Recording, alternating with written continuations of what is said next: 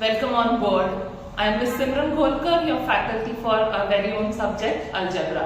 I say very own because we have been learning mathematics until class 8, and furthermore in class 9th and 10th, as we split into algebra and geometry, algebra is more of an extension of the basic mathematics that you have learned throughout. So that is why a very easy and scoring subject, and it will help you a lot to overall upgrade your percentage.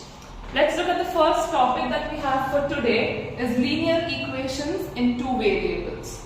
So basically any equation which has two variables, for example a and b or m and n or x and y in it with a power 1 to each of these variables is called a linear equation in two variables. So let's look at this one. It is 5x plus 2y is equal to 100. So when I say x and y, their powers are 1 and 1 respectively, which makes it a linear equation in two variables. However, when I look at the next one, which is 5x squared plus 3y plus is equal to 75, here as the power is 2, it is not a linear equation. Yeah? Let's look at the third one, which is root 7x plus 3y is equal to 21, which makes it another linear equation in two variables. Because our concern is with the powers of these variables and not with the coefficients. Alright, so throughout this topic we have got various mediums, various methods through which we will be solving these sums. Alright, so we have got two equations, which is 5x plus 3y is equal to 9 and 2x minus 3y is equal to 12. Now what is a simultaneous equation? Simultaneous equations are basically a set of equations which have a common set of answers. So for example, once we find the value of x and y respectively, that value will be sufficient to answer both of these equations. That is what we mean by simultaneous equations in two variables. Let's see how do we solve it. We will be using the process of elimination as the first method which we are learning right now. At these two equations, we see that we have to follow the method of elimination. There is a plus 3y here and there is a minus 3y here, and we want to get rid of this y so that we can get the value of x. Getting rid means falling under the process of elimination. Let's add these two equations, equation 1 and equation 2.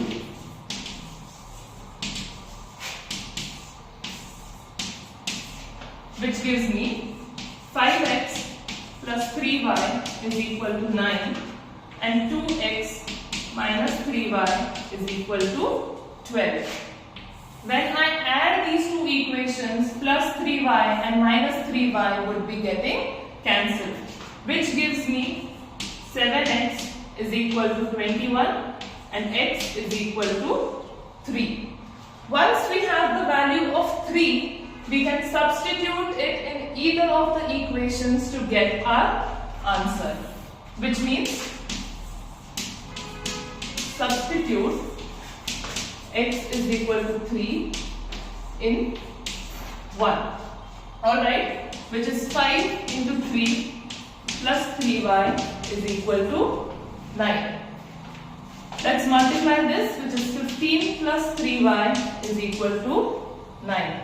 Taking 15 on the other side of the equal to sign will be changing the sign of 15, which means 3y is equal to 9 minus 15. 3y is equal to minus 6. Ultimately, I get y is equal to minus 6 upon 3. Y is equal to minus 2.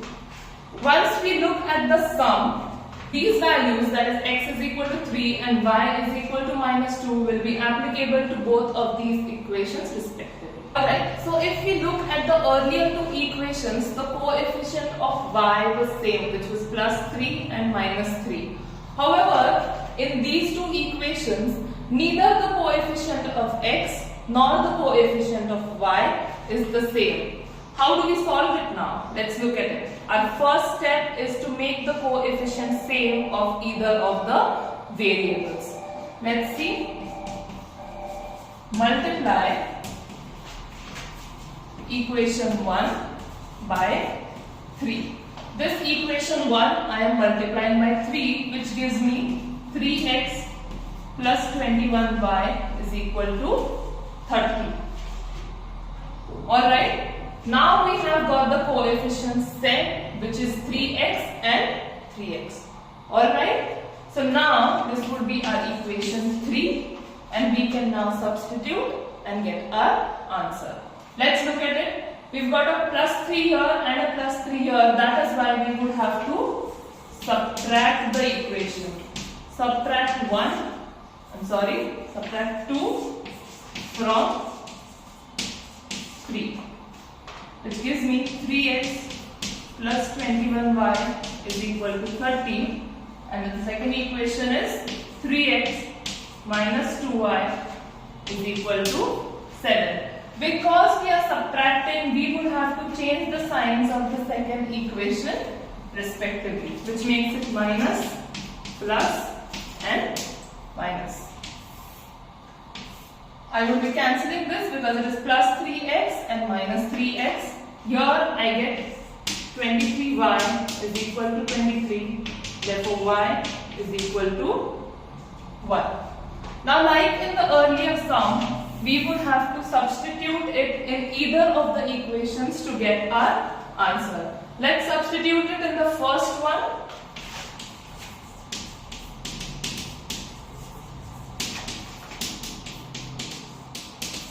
Which gives me x plus 7 into 1 is equal to 10.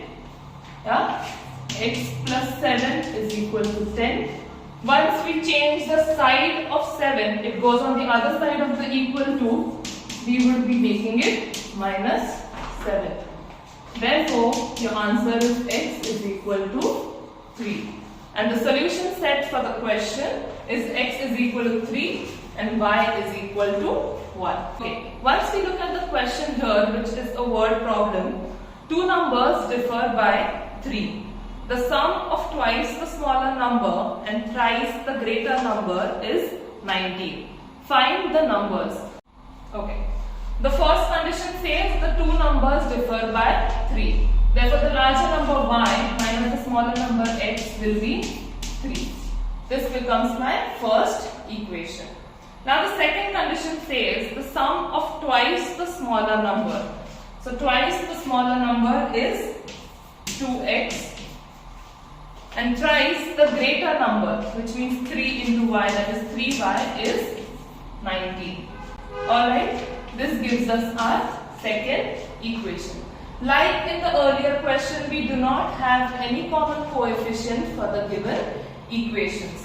That is why we would multiply the first one by 2, which gives me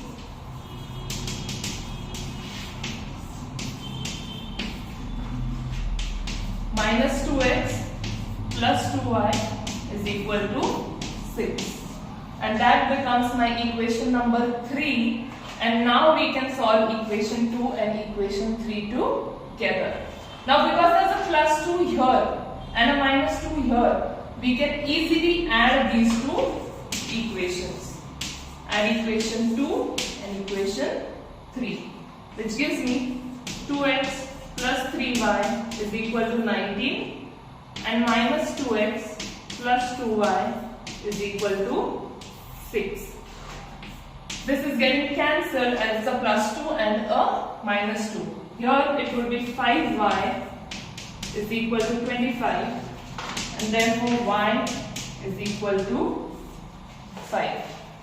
Here you get your solution of y.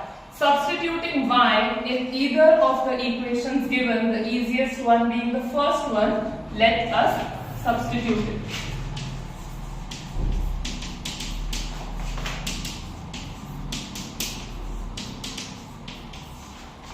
Which is 5 minus x is equal to 3, which gives you minus x is equal to 3 minus 5, minus x is equal to minus 2 because we would take the sign of the greater number and cancelling the minus on both the sides respectively, we would get x is equal to 2.